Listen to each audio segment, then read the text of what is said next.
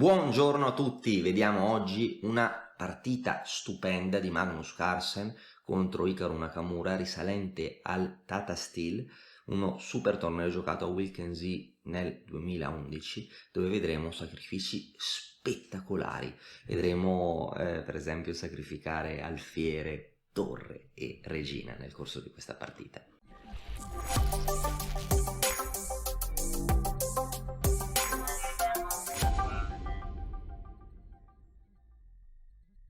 Carlsen gioca E4, Nakamura gioca C5, la siciliana, cavallo F3 per optare per la siciliana aperta, D6, D4, cavallo per D4, cavallo F6, cavallo C3 e ora la variante Najdorf, una appunto delle aperture più popolari, più forti che ci siano. Carlsen qui sceglie alfiere E2, che è una delle varianti più posizionali, perché ci sono anche varianti più aggressive come alfiere E3, l'attacco inglese o alfiere G5, no? La variante classica. Alfiere 2, E5, i sistemi propriamente in stile Najdorf sono quando si può con E5, mentre E6 sarebbero sistemi più in stile Scheveningen, siciliana Scheveningen, anche se diciamo E5 ormai ha acquisito più popolarità. Cavallo B3, alfiere E7. Ecco, e qua Carlsen normalmente si gioca a Rocco, Carlsen gioca un ordine più sofisticato e gioca alfiere E3. E qua Nakamura commette già un grave errore teorico. Ecco, qua c'è una regola base. Allora, di solito quando il bianco arrocca non bisogna giocare alfiere E6, bisogna giocare in modo simmetrico. Contro arrocco bisogna rispondere con arrocco. Contro alfiere 3 nero deve rispondere con alfiere 6. Perché? È presto detto. Perché in caso di arrocco, se nero gioca alfiere 6, sembra che il bianco possa andare a stare bene con F4, con l'idea di F5, dove per esempio se nero giocasse cavallo D7, no? F5 l'alfiere non avrebbe tante caselle. E quindi se nero prende in F4, l'alfiere si sviluppa in F4 con un solo tempo. Il bianco viene dato un tempo di sviluppo, ha un po' più di centro, potrà fare pressione su D6. Ok? Quindi, per questa ragione, non è ideale su arrocco giocare alfiere 6, su arrocco bisogna arroccare, si aspetta alfiere 3 per poi giocare alfiere 6, perché così, ok, se il bianco gioca F4 e per alfiere per, il bianco comunque non ha guadagnato un tempo con l'alfiere perché l'ha mosso 2 volte e qua il nero ha un tempo in più e potrà giocare cavallo C6 e 5 per esempio, riducendo la pressione su D6 con gioco comodo secondo la teoria. Invece contro alfiere E3 a questo punto arrocco è sbagliata, qua sì che bisogna giocare alfiere 6, perché tanto F4 non è più un problema perché si prende e il bianco ha mosso 2 volte l'alfiere, quindi dal punto di vista teorico una volta che il bianco gioca alfiere 3 F4 non è più un grattacapo di cui preoccuparsi. Per questa ragione molto meglio dopo alfiere 3 giocare alfiere 6. Nakamura invece gioca a Rocco che è sbagliata e a questo punto il bianco ottiene già un grandissimo vantaggio giocando G4 punto esclamativo. Il punto è che questo sistema è ancora meglio dell'attacco inglese.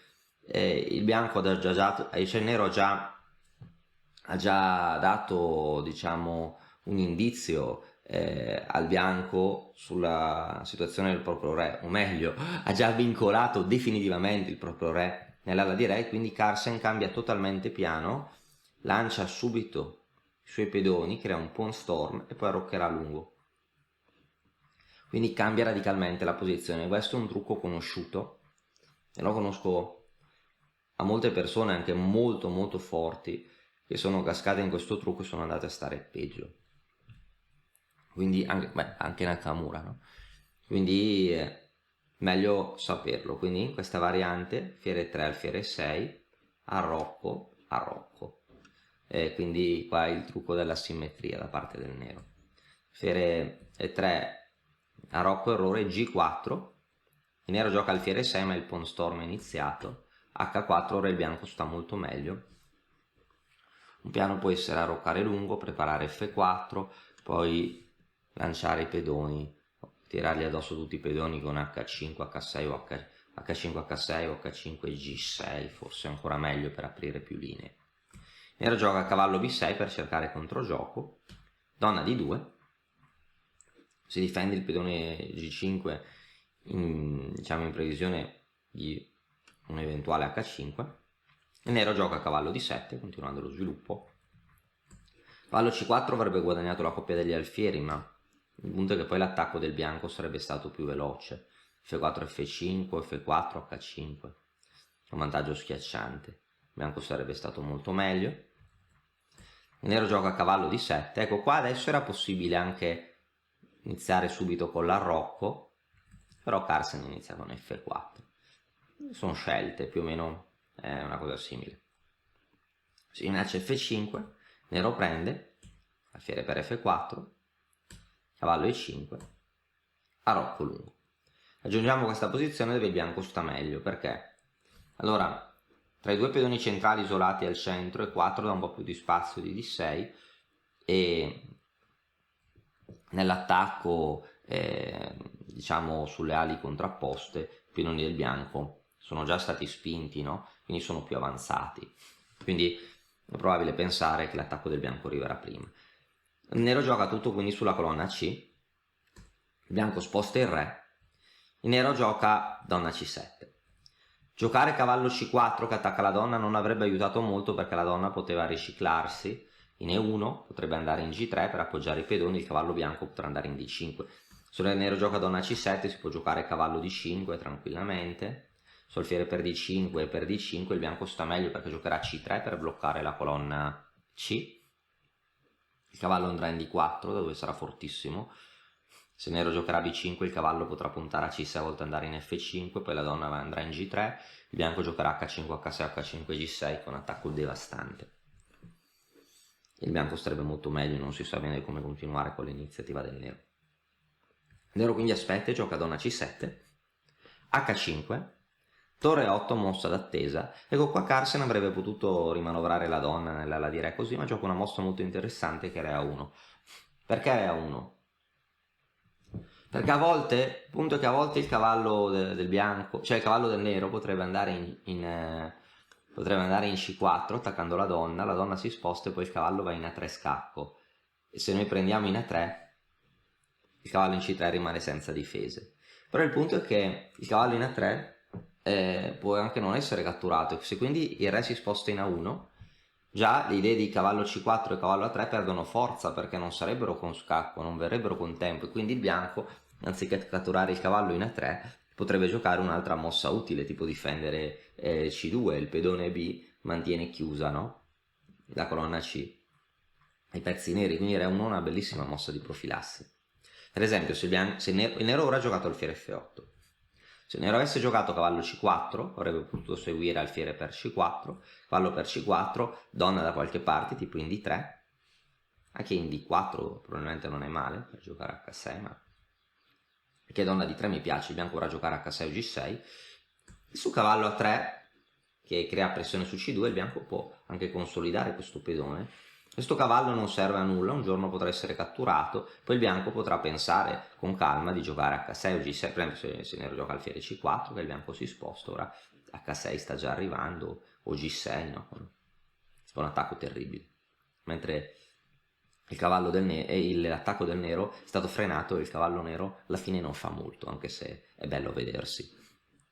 Quindi alfiere F8, mossa d'attesa, è la mossa di Nakamura, cavallo D4, il cavallo si avvicina all'ala di re, il cavallo potrebbe catturare l'alfiere o potrebbe andare in F5, donna C5 attivando un po' la donna, magari si vuole giocare donna D4 e cavallo C4, però ahimè per il nero il bianco arriva prima, G6 punto esclamativo. A volte va bene sacrificare materiale per aprire linee, cioè il bianco non dispiace volendo anche sacrificare.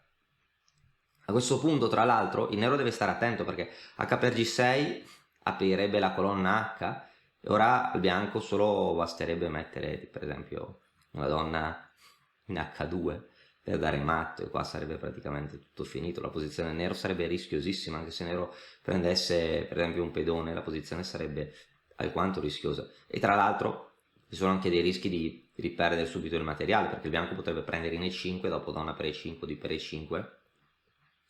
Per esempio potrebbe seguire anche, per esempio dopo di per E5 potrebbe seguire anche cavallo per E6, no? Su torre per E6, alfiere G4, no? Con l'infilata, attacco alle 2 torri, il bianco guadagna materiale. Questo è un rischio che probabilmente il nero non voleva correre, no? Ma poi c'è in realtà anche mosse come per esempio donna E1 e donna H4, no? Potrebbero creare davvero un attacco potentissimo. La posizione del nero già farebbe molta paura in questo caso.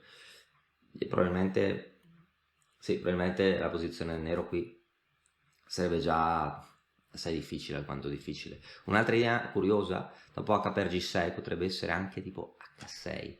Si è sempre curiosa perché è molto interessante, no? Perché tipo se nero prende alfiere per H6, poi si vuole prendere, si vuole entrare, c'è compenso. Cioè a volte quando uno attacca con gli arrocchi eterogenei non è male nemmeno spingere proprio i propri pedoni per aprire linee. Il nero decide di non toccare nulla, gioca cavallo C4 contrattaccando la donna bianca, alfiere per C4, cavallo per C4.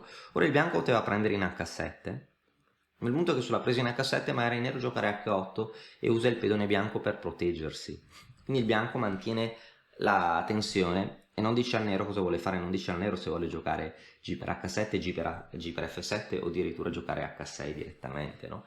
Il nero non è ancora al corrente dei piani del bianco. Il bianco potrebbe anche continuare a aumentare la pressione con torre G1, donna G3, prendere in H7 o in F7 in un secondo momento.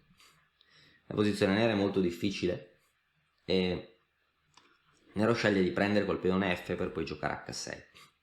Pericolosissimo perché ora la colonna H è semiaperta. Si poteva giocare forse, dopo donna D3, H6, senza aprire la colonna alla torre, però il bianco sarebbe stato meglio. Per esempio il bianco avrebbe potuto giocare donna G3, con l'idea di fare pressione su D6, il bianco starebbe meglio anche dal punto di vista posizionale. E si vuole aprire la colonna su alfiere per F7, prendere in H6, no? Se il nero gioca F6 per evitare G per F7, il bianco starebbe molto meglio anche posizionalmente, anche prendendo, no? Perché il nero avrebbe questo alfiere orribile, anche tutti i finali, in caso di eventuali semplificazioni, sarebbero superiori per il bianco, che potrebbe anche fare pressione su D6, il bianco sta molto meglio, poi, nel caso in D5, eccetera. Il nero quindi ha giocato F per G6 e H6, per ora inizia l'attacco decisivo. Donna G3, l'accumulo di pezzi. Anche nel corso presente nell'Accademia Mattoscacco sulla creazione dell'iniziativa, quindi abbiamo visto che la prima fase dell'attacco è l'accumulo di pezzi nel settore dove vogliamo attaccare. La donna in G3 crea un attacco a raggi X contro il re nero. A questo punto il nero poteva provare a giocare cavallo A3 con l'idea che su B per A3 il nero cattura il cavallo, il bianco gioca semplicemente torre H2, il cavallo non è arrivato in A3 con scacco, no? Non sta facendo nulla. E per questa ragione il nero non mette il cavallo in A3, preferisce giocare donna B6 che quantomeno minaccia matto, minaccia velata, alfiere C1, ovviamente Carlsen non cade nel tranello, donna A5, il nero prova ad attaccare a raggi X, ad ora il sogno del nero sarebbe togliere il cavallo, sacrificare la qualità e poi prendere in A2 con scacco matto, però in piano lento. Torre F1, diciamo che impedendo, già limitando in un futuro la mobilità del re nero, la torre in F1 sarà un altro possibile attaccante, la donna anche, la torre anche, questo alfiere anche, come vedremo.